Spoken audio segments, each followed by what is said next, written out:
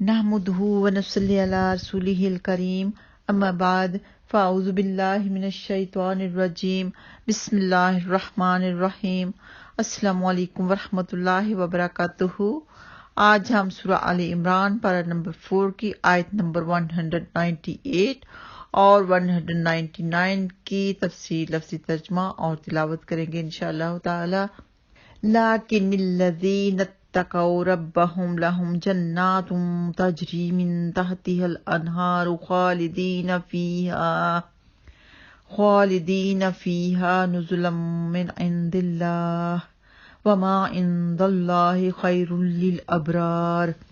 وان من اہل الکتاب لمن یؤمن باللہ وما انزل الیکم وما انزل الیہم خاشعین للہ لا یشترون بآیات اللہ ثمنا قلیلا اولئک لہم اجرہم عند ربہم ان اللہ سریع الحساب۔ لیکن الذین وہ لوگ جو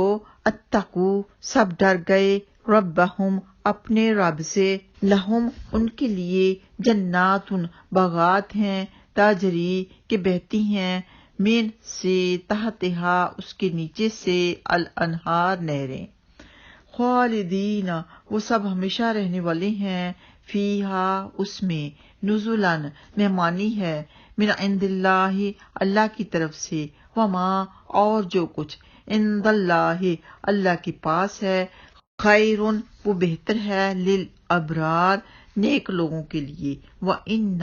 اور بے شک من اہل الکتاب اہل کتاب میں سے لمن بعض وہ ہیں یقیناً جو یؤمنو ایمان لاتا ہے باللہ اللہ پر وما اور جو انزل نازل کیا گیا الیکم تمہاری طرف وما اور جو انزل نازل کیا گیا الیہم ان کی طرف خاشعین وہ سب عاجزی کرنے والے ہیں للہ اللہ کے لیے لا یشترون نہیں وہ سب لیتے بآیات اللہ اللہ کی آیات کے بدلے میں ثمنن قیمت قلیلا تھوڑی اولئک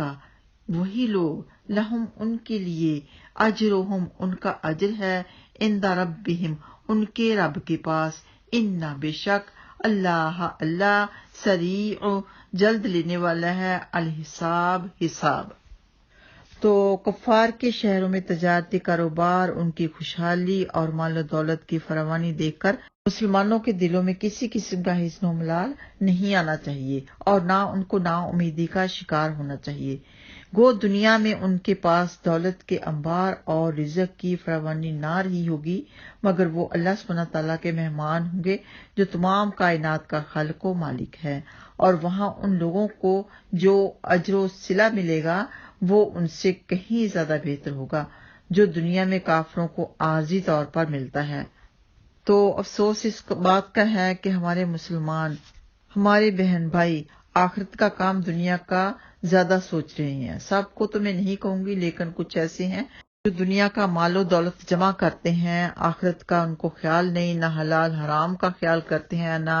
جائز ناجائز کا خیال کرتے ہیں، سوچتے ہیں سب سے امیر ہو جائیں، ہمارے پاس وہ چیز ہو جو کسی کے پاس نہ ہو، ہر ایک چیز کی فراوانی ہمارے پاس ہونی چاہیے۔ اللہ سبحانہ وتعالیٰ ہر ایک کو حلال اور پاکیزہ رزق کی فراخی عطا فرمائے۔ اچھی بات ہے بہت امیر ہونا، اچھی بات ہے، لیکن حلال اور پاکیزہ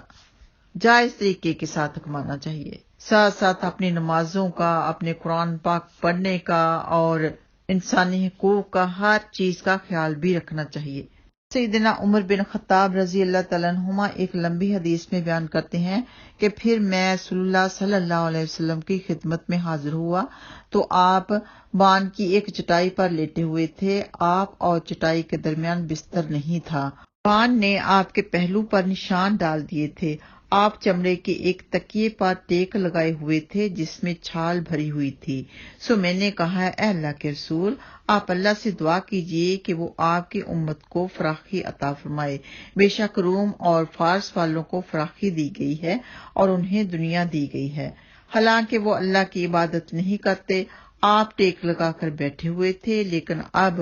آپ سیدھے ہو کر بیٹھ گئے، سو فرمایا اے ابن خطاب، کیا تو بھی ان چیزوں میں رغبت رکھتا ہے؟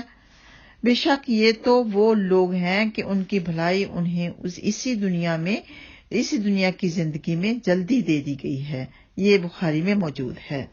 تو نبی پاک صلی اللہ علیہ وسلم اگر اللہ سے دعا کرتے تو مسلمانوں کو بے حد مل جاتا، بہت زیادہ مل جاتا، لیکن اس میں نبی پاک صلی اللہ علیہ وسلم نے خیر نہ سمجھی، کیونکہ زیادہ مال کی وجہ سے دنیا میٹھی زیادہ لگتی ہے اور پھر انسان آخرت کے فکر سے غافل ہو جاتا ہے۔ سیدنا ابو ہریرہ رضی اللہ تعالیٰ عنہ بیان کرتے ہیں کہ رسول اللہ صلی اللہ علیہ وسلم نے فرمایا، اللہ تعالیٰ فرماتا ہے میں نے اپنے نیک بندوں کے لیے ایسی چیزیں تیار کر رکھی ہیں جن کو نہ کسی آنکھ نے دیکھا، نہ کسی کان نے ان کا تذکرہ سنا ہوگا اور نہ کسی آدمی کے دل میں ان کا خیال گزرا، اور وہ ایسی چیزیں ہیں کہ ان کے سامنے وہ چیزیں جن کی تمہیں خبر دی گئی ہے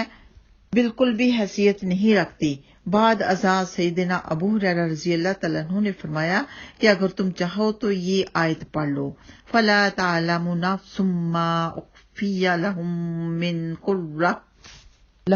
مِّن قُرَّةِ أَعْيُنٍ جَزَاءً بِمَا كَانُوا يَعْمَلُونَ۔ ترجمہ ہے، پس کوئی شخص نہیں جانتا کہ ان کے لیے آنکھوں کی ٹھنڈک میں سے کیا کچھ چھپا کر رکھا ہوا ہے، اس عمل کی جزا کے لیے جو وہ کیا کرتے تھے، تو ان کے لیے بہت بڑا اجر عظیم رکھا ہوا ہے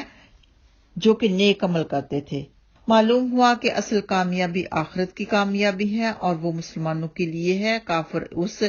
دن جہنم کی طرف لے جائے جائیں گے، گھسیٹ کر لے جائے جائیں گے، ذلیل و خوار ہو کر جائیں گے۔ اللہ سبحانہ تعالیٰ دنیا اور آخرت کی رسوائی سے بچائے، ہم سب مسلمانوں کو بچائے، آمین یا رب العالمین۔ 199 میں اللہ سبحانہ تعالیٰ فرما رہے ہیں کہ اہل کتاب میں سے کچھ لوگ ایسے بھی ہیں جو اللہ سبحانہ تعالیٰ پر اور جو اس نے اپنے بندے محمد صلی اللہ علیہ وسلم پر نازل فرمایا ہے اس پر بھی صحیح ایمان رکھتے ہیں، اور سابقہ آسمانی کتابوں پر بھی ایمان رکھتے ہیں، اور وہ اللہ سبحانہ تعالیٰ کے سامنے خشوع و خضوع، اطاعت و بندگی اور عجز و انکسار کا اظہار کرتے ہیں، اور ان کے پاس رسول اللہ صلی اللہ علیہ وسلم کے بارے میں جو بشارتیں ہیں اور آپ کے اوصاف حمیدہ، آپ کی بعثت اور آپ کی امت کی صفات کا جو ذکر ہے اسے چھپاتے نہیں۔ یہ صفات یہود میں بہت کم تھیں۔ علماء یہود میں سے عبداللہ بن سلام رضی اللہ تعالیٰ عنہما جیسے ان صفات کے حامل چند لوگ تھے، اور ان کی تعداد 10 سے زیادہ نہ تھی۔ البتہ عیسائیوں میں سے بہت سے لوگوں نے ایمان قبول کیا، جن میں اسہمہ نجاشی بادشاہ حبشہ بھی شامل تھے۔ فرمایا اولئک لہم اجرہم عند ربہم، کہ ان کے لیے اجر ہے ان کے رب کے پاس۔ سیدنا جابر بن عبداللہ رضی اللہ تعالیٰ عنہما بیان کرتے ہیں کہ جب نجاشی رضی اللہ تعالیٰ عنہ کا انتقال ہوا تو رسول اللہ صلی اللہ علیہ وسلم نے صحابہ کو ان کی وفات کی خبر دی اور فرمایا تمہارے ایک بھائی اسہمہ کا انتقال ہو گیا ہے، لہذا اٹھو اور اس کی نماز جنازہ ادا کرو۔ یہ بخاری میں موجود ہے۔ آخری اور بہت ہی اہم حدیث، سیدنا ابو موسیٰ اشعری رضی اللہ تعالیٰ عنہ بیان کرتے ہیں کہ رسول اللہ صلی اللہ علیہ وسلم نے فرمایا 3 قسم کے آدمی کو دگنا اجر و ثواب عطا کیا جاتا ہے، ان میں سے ایک وہ ہے جو اہل کتاب میں سے تھا، وہ اپنے نبی کے ساتھ بھی ایمان لایا اور پھر مجھ پر بھی ایمان لایا۔ یہ بخاری میں موجود ہے۔ تو جو کوئی اسلام سے پہلے یہودی تھا یا عیسائی تھا یا آج کل جو کوئی بھی ہے، تو جب وہ مسلمان ہو جاتا ہے تو اس کو دگنا ثواب ملتا ہے، دگنا اجر ملتا ہے۔ اور اب اس کے بعد انشاءاللہ تعالی آیت نمبر 2 آخری آیت ہوگی اس سورت کی۔ اللہ سبحانہ تعالی ہم سب کو نیک عمل کی توفیق عطا فرمائے، آمین یا رب العالمین۔ دنیا اور آخرت کی کامیابی عطا فرمائے، آمین۔ السلام علیکم ورحمۃ اللہ وبرکاتہ۔